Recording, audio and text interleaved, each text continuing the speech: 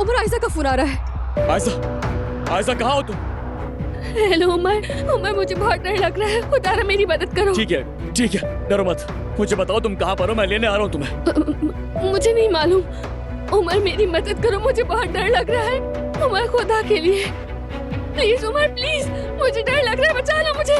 Hello Ayesha, क्या हो रहा है? जवाब दो, क्या हो रहा है? छोड़ो मुझे, छोड़ो महमूद। आयशा जवाब दो, क्या हुआ है?